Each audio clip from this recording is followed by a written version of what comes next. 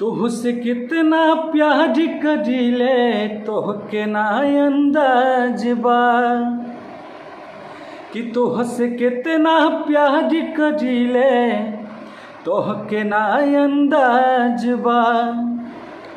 तोहरा सिवा ना हमरा दिल पे केहू के भी राज बा।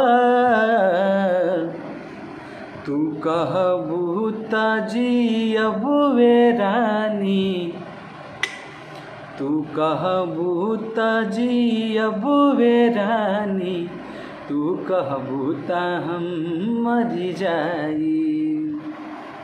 तू कहबू त जियब वे रानी, तू कहबू त हम मर जाई।